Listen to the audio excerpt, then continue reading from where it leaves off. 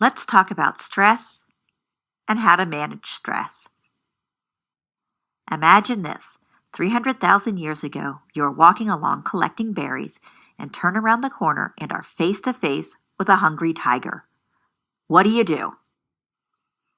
Our bodies are built to either prepare for battle or flee when confronted with stressful situations. This is called the fight or flight response. What happens in our bodies? Your body is on high alert so that you can run faster or fight stronger. All systems are go. Here's what happens. The sympathetic nervous system energizes your body for fight or flight. Your mind and body are on alert and your senses sharpen so that you can fine-tune your response to the stressor. This can heighten your sense of danger and impending doom, even when the threat is not physical. It can make you agitated, uneasy, and unable to relax. You begin to breathe more rapid and shallow to allow for more oxygen to be delivered to your muscles and brain. This can cause dizziness, lightheadedness, and hyperventilation. Your pupils dilate to bring in more light and your eyes focus on the threat, causing tunnel vision.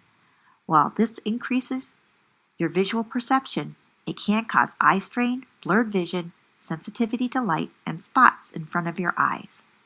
Your heart rate and blood pressure increases, again to get all of the nutrients to your body where they are needed to help you respond to the threat. Your stomach produces extra acids to help your body get rid of the extra weight quickly. Then digestion and urine production slows or stops so that the blood supply can be diverted to areas where it is needed more. This can lead to frequent trips to the bathroom, nausea, indigestion, and diarrhea. More blood flows to your muscles and they tense in preparation for fight or flight. This can cause muscle tension, stiffness, trembling, and ultimately pain. Your blood vessels constrict and your blood clotting ability increases, so if you are swiped by that tiger, you do not bleed to death. This can cause your hands and feet to become cold.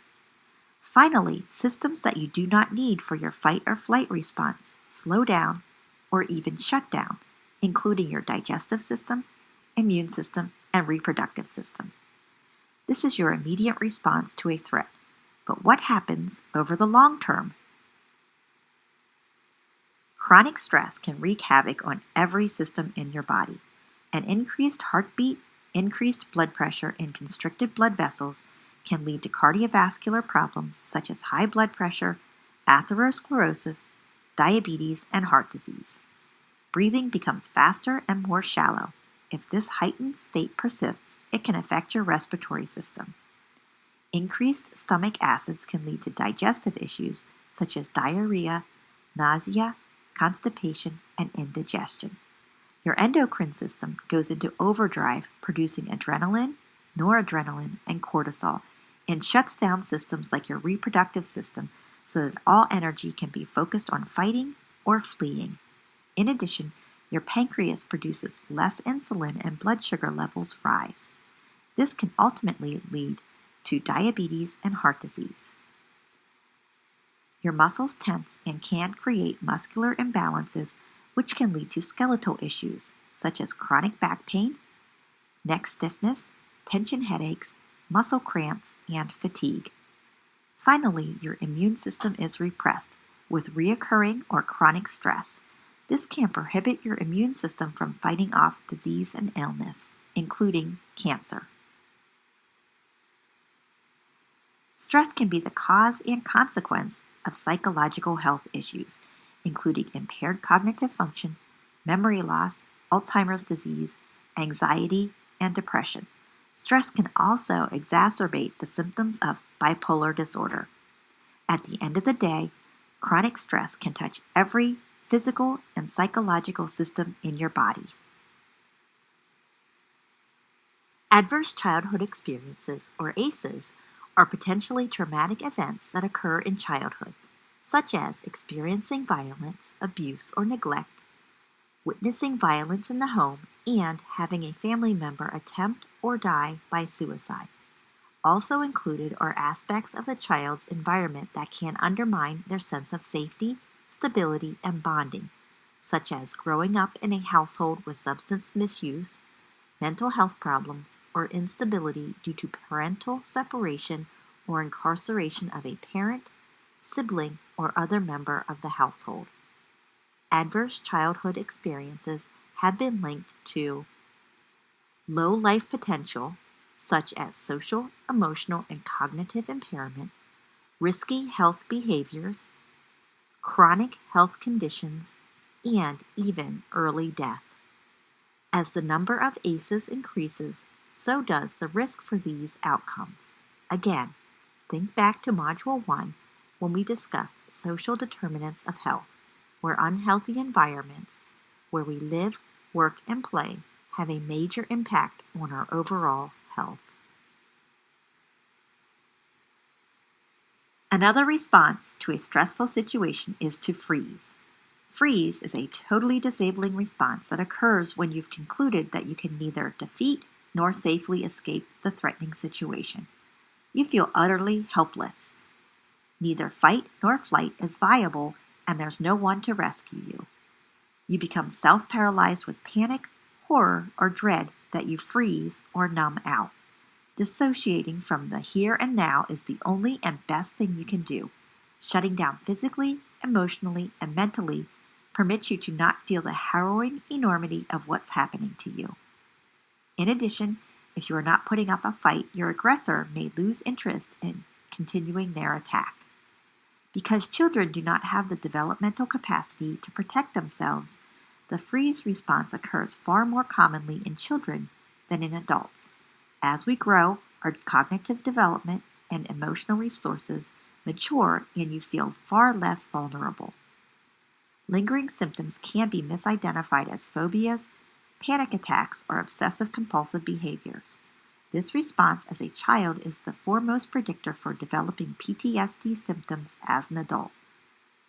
Those who have unresolved trauma from childhood are encouraged to seek professional help to release residual tension or internal energy. So, what is this thing that we call stress? Hans Sage says that stress is the nonspecific response of the body to any demand for change. Okay, a stressor could be having a car accident. It is a real or perceived physical, social, or psychological event or stimulus that causes your body to react or respond. Stress is how you respond to that stressor, including mental and physical responses. Many factors contribute to your response, including the characteristics of the stressor, such as how traumatic was the stressor? Did it surprise you? Can you control it? Your biological factors, such as your age, gender, health status, or whether you've had enough sleep, and your past experiences. These are things that have happened to you, their consequences, and how you felt or responded. For the most part, eustress is positive stress and is often associated with a pleasurable experience. Eustress presents opportunities for personal growth and satisfaction and can improve health. Distress is negative stress and can have a detrimental effect on your health. Distress can be acute, chronic, or traumatic. Acute stress is intense, lasts for a short time, and disappears quickly without permanent damage to your health. Chronic stress can linger indefinitely and wreak havoc on your body systems because there is no termination. Traumatic stress is a form of acute stress and is often a result of witnessing or experiencing major events such as accidents, violence, and war. The effects can last for years and can lead to PTSD. We are giving stress a bad rap, but there is merit to some stress. It helps to motivate us. The Yerkes-Dodson law suggests that as stress increases, performance improves. However, once your performance levels off, additional stress can impair your performance.